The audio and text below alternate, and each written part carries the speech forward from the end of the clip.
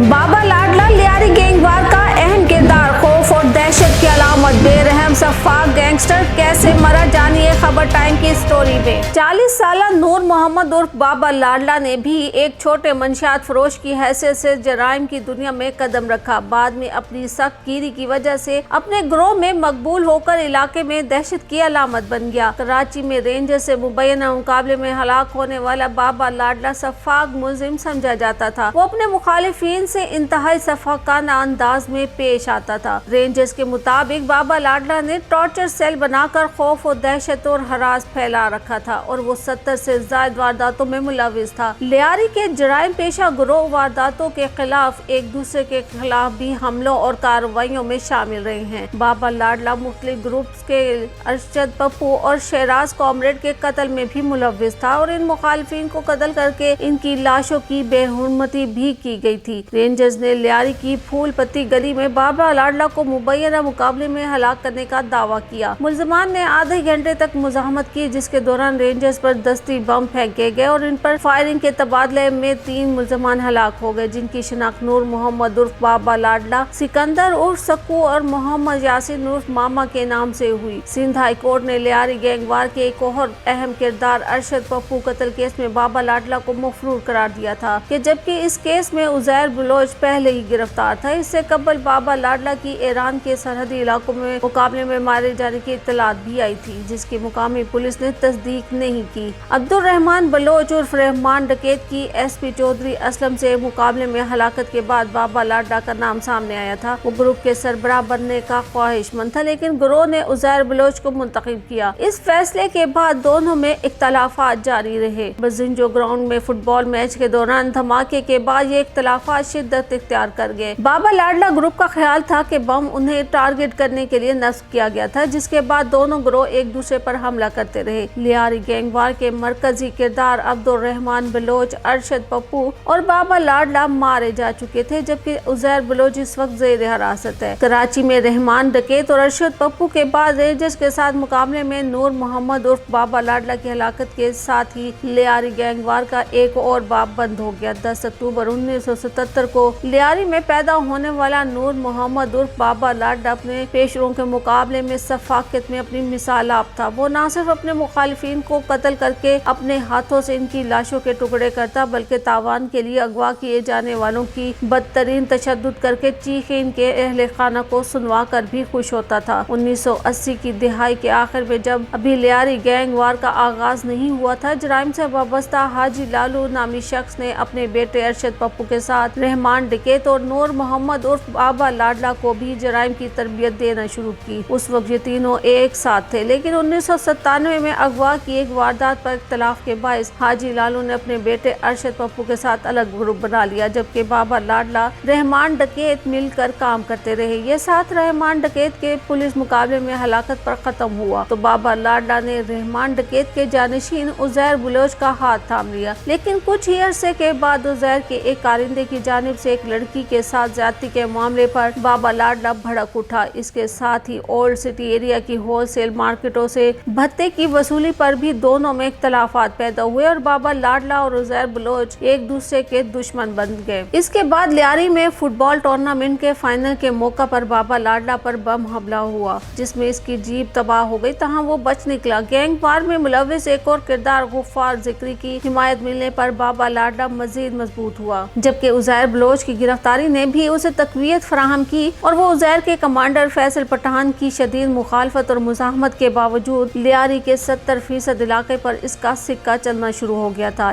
लेकिन आमतौर पर बुराई का जो इंजाम होता है वही हुआ और सैकड़ों जीते जागते इंसानों को मौत के घाट उतारने वाला नूर मोहम्मद उर्फ बाबा लाडला एक दिन अगली सुबह तलू होने वाला सूरज देखना नसीब ना हुआ। नूर मोहम्मद उर्फ बाबा लाडला ने 2 शादियां की थी। इसकी एक बीवी बलोच जबकि दूसरी का ताल्लुक न्याजी बरादरी से था। शफाक नूर मोहम्मद उर्फ बाबा लाडला ने लियारी जनरल अस्पताल के सामने वाली گلی میں فٹ بال ہاؤس کے نام سے شاندار گھر بنوا رکھا تھا جس میں مورچے اور فرار کے خفیہ راستے بھی موجود تھے۔ تاہم مجرمانہ زندگی کی وجہ سے اسے کبھی چین سے اس کے گھر میں رہنا نصیب نہیں ہوا۔ وہ اکثر اپنے ٹھکانے تبدیل کرتا رہتا تھا اور لیاری میں رینجرز کا آپریشن شروع ہونے کے بعد ایران بھی فرار ہو گیا تھا۔ کچھ عرصہ قبل پاک ایران سرحد پر محافظوں کی فائرنگ سے اس کی ہلاکت کی خبر بھی ملی تھی، لیکن پھر وہ منظر عام پر آ گیا تھا۔ نور محمد عرف بابا لاڈلا کی ماں بنگالی تھی، لیکن کوئی اسے بنگالی کہتا تو وہ بھڑک اٹھتا تھا اور کہا جاتا ہے کہ بنگالی کہنے پر اس کے ہاتھوں کئی افراد بھی مارے گئے تھے۔ نور محمد عرف بابا لاڈلا لیاری کے علاقے پھول پتی لین میں 2 دبئی چوک پر رینجرز کے ساتھ مقابلے میں 2 ساتھیوں سمیت مارا گیا، جبکہ اس کے 3 ساتھی تاریکی کا فائدہ اٹھا کر فرار ہونے میں کامیاب ہو گئے۔ مقابلے کے دوران گینگ وار ملزموں کی فائرنگ سے رینجرز کا ایک اہلکار بھی زخمی ہوا۔ کلاشنکوف 9mm پستول اور ماؤزر سمیت آٹومیٹک ہتھیار اور دستی بم برآمد کر لیے گئے۔ رینجرز نے صبح پھول پتی لین میں دبئی چوک کے قریب لیاری گینگ وار کے اہم کردار نور محمد عرف بابا لاڈلا کی موجودگی کی اطلاع پر چھاپا مارا، جہاں بابا لاڈلا اور اس کے ساتھیوں نے رینجرز پر فائر کھول دیا، جس کے نتیجے میں رینجرز کا ایک اہلکار زخمی ہو گیا۔ تاہم 35 منٹ تک شدید فائرنگ کے تبادلے کے بعد رینجرز نور محمد عرف بابا لاڈلا اور اس کے 2 ساتھیوں سکندر عرف سیکو اور محمد یاسین بلوچ عرف ماما کو ڈھیر کرنے میں کامیاب ہو گئے۔ البتہ ان کے 3 ساتھی فرار ہونے میں کامیاب ہو گئے۔ نور محمد عرف بابا لاڈلا کی زندہ یا مردہ گرفتاری پر 25 لاکھ روپے اور سکندر عرف سیکو پر 10 لاکھ روپے کا انعام مقرر تھا۔